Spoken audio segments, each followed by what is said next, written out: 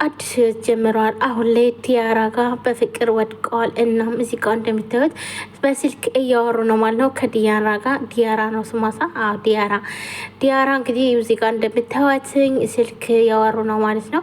እናም ናታን በጣም ይቅርታ እስካሁን ደስ አልደውልሽ እያላት ነው። ቢኒያምም እዚህ ጋር ገርሞታል በጣም ምክንያቱም አዲስ ነው ነበር። የዲያራ እናትም እንዴት ነው በአንድ ቀን ላወቅሽው ሰው እንደዚህ የምትወኘው? ከተቀናቀኛችን ውስጥ አንዱ ቢሆንስ እንዴት ነው? ለምንድን ነው እንደዚህ የምታወኘው እያለች የተቆጣቻት ነው።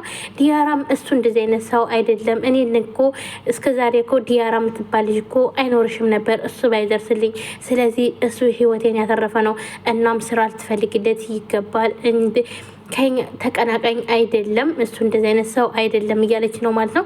እናም እሷም እንዳየችው ወደዋለች፣ እንዲሁም ናታንም ወዷታል ማለት ነው። እንግዲህ ይኸው ኤፍራታን ረስቶ ዲያራ ጋር አሁን ላይ ጭራሽም ደግሞ ሳልደውልላት ወይ ብሎ ቢኒያም ማንሽ ደግሞ ምንድን ነው እያለ እናም አረባ ካሁን መቀ አዲስ ህይወት ተጀምሯል እያለ አሁን ፍብር ሆኖ በጣም ደስተኛ ሆኖ እንትን እያለ ነው ማለት ነው። ስለዚህ ዲያራን ያው በፍቅር ጠብ አድርገዋለች ማለት ነው። ይህ ማለት እንግዲህ የሰው ልጅ አጋጣሚ አይታወቅም ማለት ነው። ቤዚም ያው የድሮ ፍቅረኛዋን አግኝታለች ማለት ነው።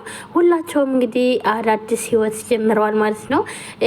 ቤዚም ያው ፎቶውን አውርዳ ነበረ፣ ያፌትም ፎቶውን እየሰቃቀለ ነበር ማለት ነው። እናም ያው ሉሊት ደግሞ አቶ ናታን እንዴት ነው ፎቶውን አይተሃል ወይ? ፎቶ እኮ ወርዷል እያለች ነበር ማለት ነው። እናም ቤዚማ ናታንየው ምንም ስለማያደርግ ነው እዚህ ጋር እኔ እናንተን ምንነታችን ስለማይገልጽ ነው ለዛ ነው ያነሳሁት አለች። ከዛም ሉሊትም ምን ትላለች? ኧረ እባክሽ ያይመጣው ወጣት እንዳያይብሽ ነበረ መጀመሪያውኑም ተጠንቅቀሽ ነው ለዛ ነው ያነሳሽው እያለችም ነበር ሉሊት ማለት ነው። ይህ ማለት ደግሞ እንግዲህ ቤዚ በጣም ተቀይራለች ማለት ነው አሁን ላይ። እናም ደግሞ በአጋጣሚ ሆኖ የሰው ልጅ መገናኛው አይታወቅምና ቤዚ ስትሄድ ነበር እንግዲህ ልዩ መኪና የገጫት ማለት ነው። ነገር ግን አልገጫትም። እሷ በድንጋጤ ነበር የወደቀችው። እሱም በጣም ደንግጦ ነበር። ነገር ግን ከዚህ በፊት ፍቅረኛሞች ነበሩ ማለት ነው። ምክንያቱም በጣም ነበር ቀና ሲያደርጋት በጣም ነበር የደነገጠው። በቃ ፊቱ ጋር የሚታየው ነገር በጣም በቃ አላደለ የደስታ ወይም ደግሞ የደንገጥ ምናምን ብቻ ዝብርርቅ ያለ ነገር ነበረ። እሷ ግን ምንም ነገር በቃ ተረጋጋ ማለት የጀመረችው እሷ ነች እንደውም ማለት ነው። እሷ ከተገጨችው ይልቅ እሱ ነበር በጣም የደነገጠው። እናም ይህ ደግሞ የደነገጠበት ምክንያት ደግሞ የድሮ ፍቅረኛው ስለነበረች ነው ማለት ነው። እናም ያው መጨረሻ ላይ እንግዲህ ፎቶውን አይታችሁት ከሆነ ውድ ቤተሰቦቼ ፎቶውን እንትን ብሎ ማለትም አሁን ላይ ምን እየሰራች ነው የኔ ቆንጆ እያለ ፎቶውን ለጣጥፎ ግድግዳ ላይ እና የቤዚ ፎቶ ነው እንዳለ ማለት ነው። ስለዚህ ይህ ማለት ደግሞ ከዚህም በፊት ፍቅረኛው ነበረች ማለት ነው። ሎሊትም እንግዲህ እዚህ ጋር በጣም ብዙ ነገር እያለች ነው ማለት ነው። ፍቅረኛዋ ማለትም ሰው እንደመጣ ለማሳወቅ ለናታንና ለፂ ማለት ነው። እናም እንዴት ነው አቶ ናታን ምናምን ፎቶ ወርዷል እኮ ከዛም በኋላ ያሸበለው እንዳያይብሽ ነው እንጂ ምናምን አለች ማለት ነው። ስለዚህ ማሳወቅ ስለምትፈልግ ነው። ይህን ደግሞ ልትናገር ስለፈለግሽ ነው እኔም ገብቶኛል እያለቻት ነበር። ቤዚ እኮ የራሷ ህይወት መያዝ አለባትኝ ሲሉ ነበረ ፂም ሆነ ናታን ማለት ነው። እሷም ያው እንግዲህ ደስ ብሏታል ማለት ነው። እናም አዲስ ህይወት ተጀምሯል። ኤፍራታም እስከ መቼ ድረስ ነው ቆይ እንደዚህ የማስመስለው? እንደዚህ እያልኩስ እስከ መቼ ነው የምቀጥለው? እያለች ነበረ ውዱ ባለቤቷ ያፌት ራት ግብዣ አስተካክሎ እያዘጋጀላትኝ። እናም የኔ ቆንጆ፣ የኔ ፍቅር፣ የኔ ማር፣ የኔ ውብ የት ነሽ ያለሽው ንግስቴ ነይልኝ እያለ እሷም እንዴ ምንድነው አንተ ቆይ ሰው መተኛት አይችልም እንዴ ትለዋለች ማለት ነው። እናም ያው እንግዲህ አዘጋጅቶ ምናምን ምን በማስመልከት ነው ስትለው ትክክለኛ ሚስቴ መሆንሽን በማስመልከት ነው እና ፈታ እንድትይ ብዬ ነው ለዛ ነው ደስ እንድልሽ ብዬ ነው ነገር ያዘጋጀውልሽ ስንት ነገር ያዘጋጀውልሽ እኔ ላንቺ ብዬ ነው አንቺን ለማስደሰት ነው ይላታል ማለት ነው። እና ይህንን ሲላት ግን ኤፍራታ እስከ መቼ ድረስ ነው ቆይ እኔ እንደዚህ የምሆነው? እስከ መቼ ነው ስም ማስመስለው?